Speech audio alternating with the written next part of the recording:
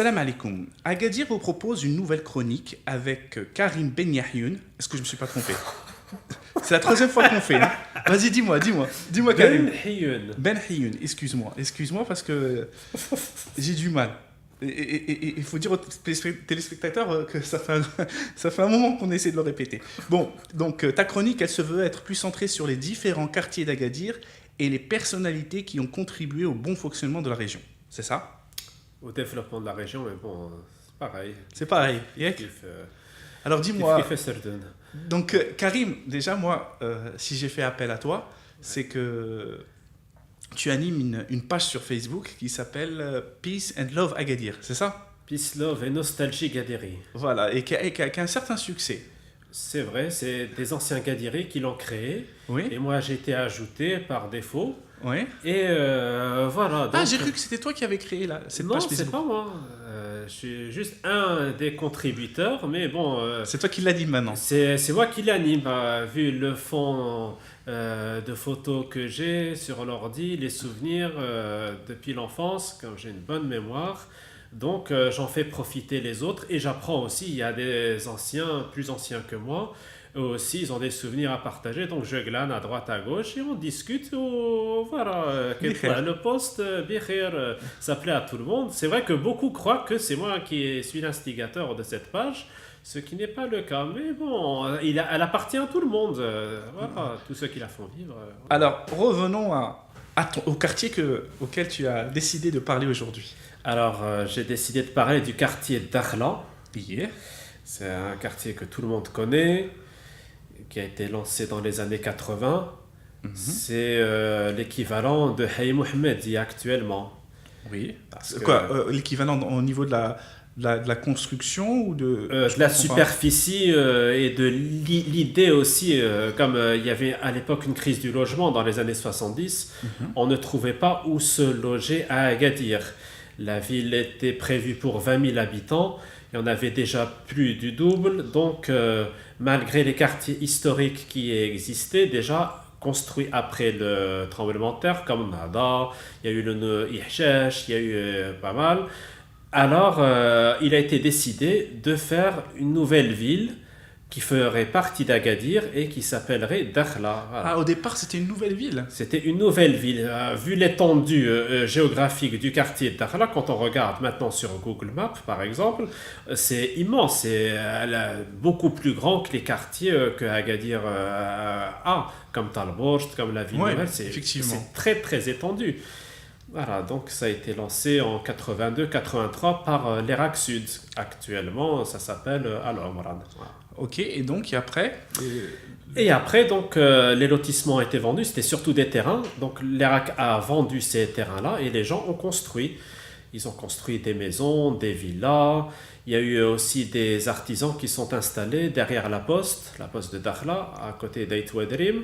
Il y a eu beaucoup de petits artisans pour justement... Et Ouadrim, c'est quoi pour ceux qui Ait connaissent pas? Ouadrim, c'est un café, un célèbre café, Un café légendaire de Dakhla. Dakhla. Ouais. Où tout le monde se donne rendez-vous. Pour ceux qui ne connaissent pas Dakhla, on leur dit si vous prenez un taxi qui vous dépose à Ait Ouadrim, et on se retrouve là-bas.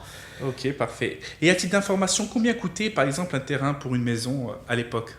Un terrain, ça valait 50 000 dirhams, 5 millions de centimes. Eh ben, Il faisait 133 mètres carrés. on ne La peut pas faire un parcelle- retour en arrière et puis on va... Ah oui, on va les ça acheter. serait plaisant en acheter une dizaine, hop, on est tranquille. Mais Dakhla aussi est connu par son côté étudiant. Il y a beaucoup d'étudiants à Dakhla. Oui, il y a beaucoup d'étudiants à Dakhla parce que la faculté a été construite à Dakhla en 1985 pour qu'il n'y ait plus de pression sur la fac de Marrakech. Ah, Avant, ok. tout le monde, les Gadiri et même les Sahraouis, quand il y a eu la rétrocession des provinces du sud, ils allaient à Marrakech, à l'université Qadi Ayyad. Après, il fallait construire absolument la faculté Ibn Zor à Agadir et ça a enlevé la pression sur Marrakech. Et les étudiants qui ne trouvaient pas où se loger, puisque déjà il y avait une crise du logement à Agadir, Exact. Dakhla était en construction. Donc tous ceux qui n'avaient pas accès au campus, qui ne suffisaient pas, il y avait un deal qui s'opérait entre eux Et les propriétaires des maisons à construire, en cours de construction, pardon, ils leur disaient, nous, on logerait sur place, on sert de gardien la nuit pour pas que les gens ils vous volent les matériaux, mais en contrepartie, on dort, ils dormaient dans les grosses œuvres, dans les chantiers. C'est incroyable là, l'information que tu nous donnes. Hein. Ouais, ça c'est les anciens, les premiers qui ont habité à Dakhla, quand ils construisaient leur maison là-bas.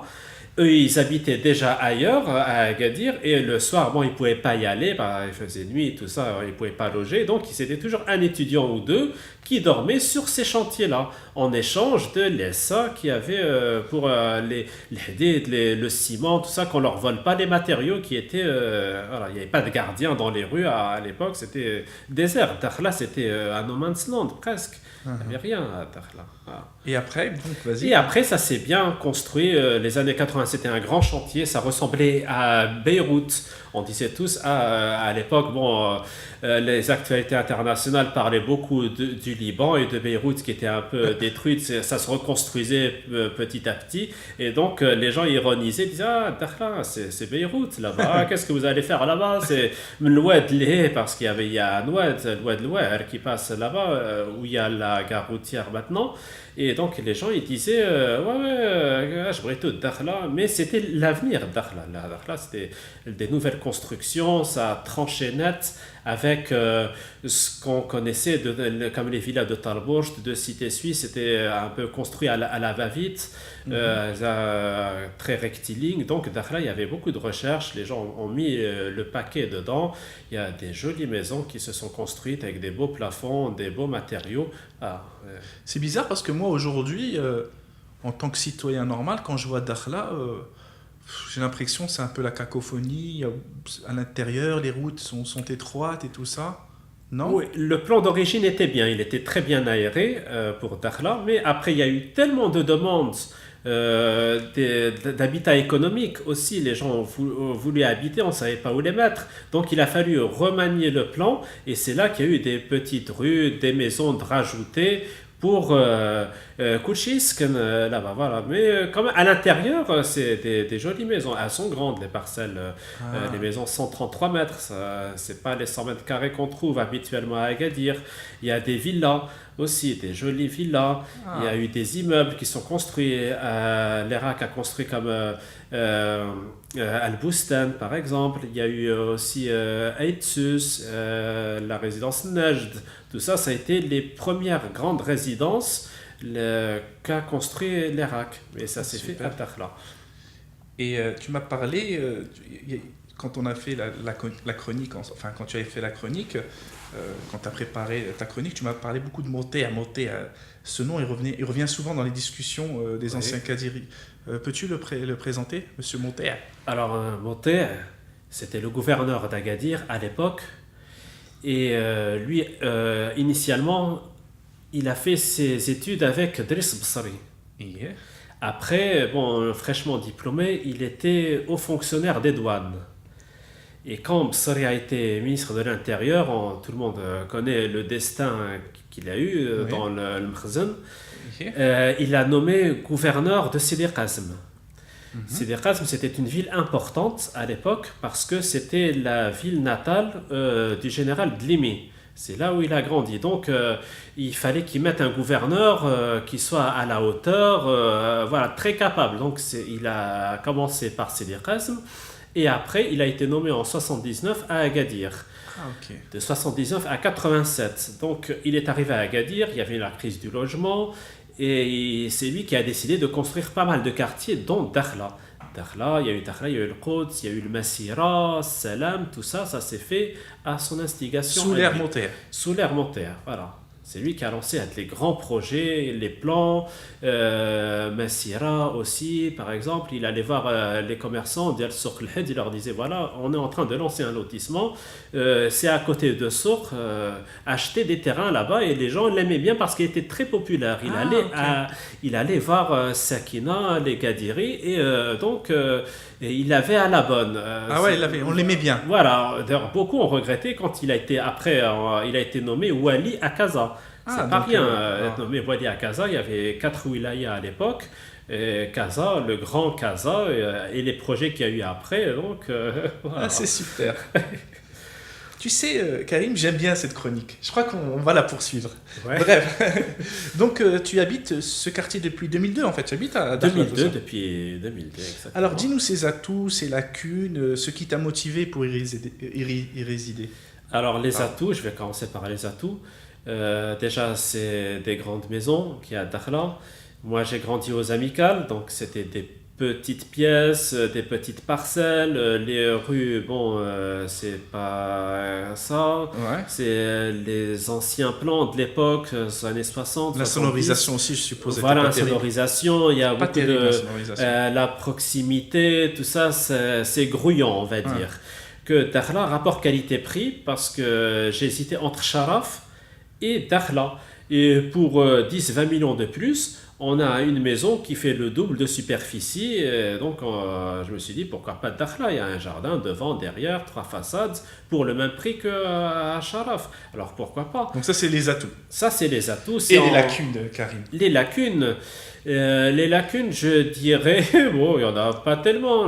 C'est T'es un peu optimiste, loin. hein? Un petit peu loin du centre-ville. Oh, c'est- plus maintenant. Plus maintenant, c'est vrai. C'est tout, juste que, bon, point de vue circulation, des fois il y a des embouteillages sur les principaux boulevards. Voilà, on aurait préféré plus de commerce, de proximité aussi. Mais sinon, ça va. Dakhla, on s'y plaît bien. On y vit bien. Voilà, il faut vraiment y habiter pour apprécier Dakhla. le quartier. Mais Parfait. vu de loin, quelqu'un qui n'y habite pas ou qui est juste de passage, il dit ouais, bon, Dakhla c'est un quartier comme les autres. Mais une fois qu'on y est, qu'on est dans la place, là, on s'aperçoit que effectivement, c'est une ville dans la ville. On n'a même pas besoin d'aller dans d'autres quartiers pour se faire soigner ou faire ses courses. Alors, on a des grandes enseignes, il y a comme Carrefour, il y a Webhelp pour le travail, il y a Aswaq Salam, le premier Aswaq Salam il s'est implanté à Dakhla, à côté de la faculté. Il y a des grandes Dakhla écoles. ou le Houda, le soir salam? C'est Dakhla, il est séparé de l'Houda par la double voie. En Ah, face, ok. c'est l'Houda, mais il fait partie de Dakhla. Aswaq Salam fait partie de Dakhla. Voilà. Bah, merci beaucoup, Karim. Franchement, bah, moi, j'ai je appris t'en beaucoup prie. de choses. J'ai appris beaucoup de choses et je pense que les auditeurs d'Agadir Media, ils ont appris beaucoup de choses. En plus, c'est Très fait bien. dans la bonne humeur. Je suis très content. Et dis-moi, comme ça, les gens dans les commentaires, c'est sur quel sujet tu vas parler la prochaine fois, Inch'Allah? La prochaine fois, on a commencé par les quartiers, on va continuer avec les quartiers. Ouais, Donc, ouais, c'est sympa. Dis-moi, quel quartier il y aura les amicales, puisque Oui. je suis natif de ce quartier, donc je maîtrise bien le sujet. Et il y aura Sharaf, le mythique quartier de Sharaf. Ah, c'est sympa Voilà. ça aussi. Voilà. Alors, les auditeurs, n'hésitez pas. Mettez votre quartier favori et la prochaine fois, Inch'Allah, on s'y attellera. On en parlera. Marhaba bikoum. Merci beaucoup, Karim. Je te souhaite à la prochaine, à la prochaine À chronique. la prochaine. Très bien. Allez, Merci, mon salam. ami.